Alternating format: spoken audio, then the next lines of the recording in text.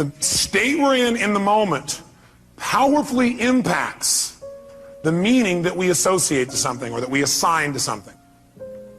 So one way to change what things mean to you is just change your darn state.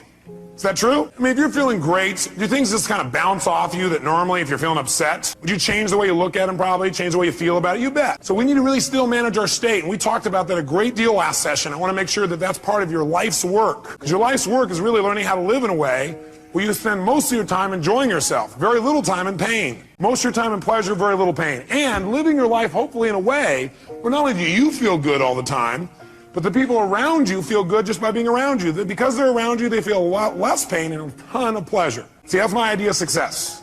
Success is when you've learned to live your life in a way where you experience tons of pleasure every day and almost no pain. And simultaneously, where the way you live also causes the people around you to experience very little pain and tons of pleasure. Then you know you're really successful. Because if you feel good and nobody else does, you're a failure. Now, that doesn't mean you go around and try and make everybody feel good. Some people have an investment in feeling bad because they think feeling bad equals feeling good. Because they think if I feel bad, then people will notice me or they'll love me more or they'll help me more or I'll get more attention, which means feeling good. People have weird crap they work inside their head about how to get to feeling good. Some people think I'm going to feel good when I make $1 billion. Some people are like, when I have this, this, and this, when I get married, have these many children, this and this, then I'll feel good. Some people have, well, I'll feel good if I feel bad because then people notice me and make me feel good. Or you could just like choose to feel good. Because who's in control there? You are. You don't have to worry about the environment. By the way, when you're feeling good, it tends to make you want to feel even better. It makes you share good feelings with other people, which makes them feel good, which makes them reciprocate usually. Not always, but usually. Kind of nice. So the bottom line is we got to manage our state still. And as a reminder, as far as that's concerned, changing state means change the meaning. And the way you can do it is either by changing your what? Change your physiology. Physiology, again, means the way you move, the way you breathe, your facial expressions, your gestures. The way you use your body determines the way you feel. You got to remember that for the rest of your life.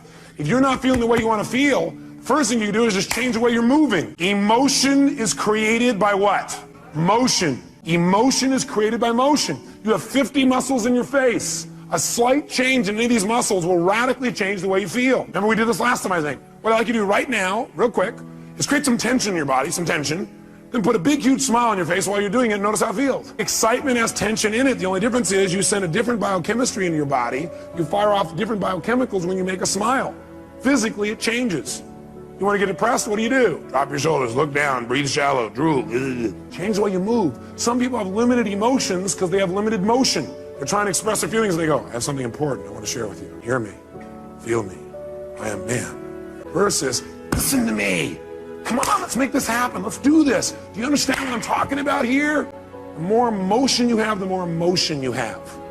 And there's certain emotions you're not feeling because you're not making certain movements happen in your face. You want to change that. You want to go for more. See, did I mention to you last time, did we talk about how certain people who live together for a long time begin to look like each other? Because in order to be in rapport, we like people who are like us. So we mirror back similar facial expressions. We do it enough and we literally mold our muscles to be in that way. We use those kinds of emotions on an ongoing basis. But see, the thing we got to realize is we got to control our physiology. So throughout this day, as last time, I want you to remember to live at level 10. Living at level 10 means what you got to do is ask yourself on a scale from 0 to 10, where's my level of energy? 0 is dead, 10 is unstoppable. So how do you determine whether you're at 10 or not? You decide to go there, and the way you decide to go there is you got to ask yourself on a regular basis, where am I? See, I found the more you measure something, the better it gets. But if you don't measure it, you're not going to do well. If you set a goal on New Year's Eve and then you check next New Year's, you're in trouble because you had one correction. It was at the end of the year and it was too late. Once a month, you got a better chance. Once a week, you can really have it. Once a day, you won't have a bad year. You won't have a bad month. The worst you have is a bad day. The more we measure, the better we get. So what we've got to do is ask ourselves, where are we on a scale from 0 to 10? Where are you right now on a scale from 0 to 10? Now, if it's tough to stay at level 10, you want to push yourself to level 20. So just as a reminder, stand up.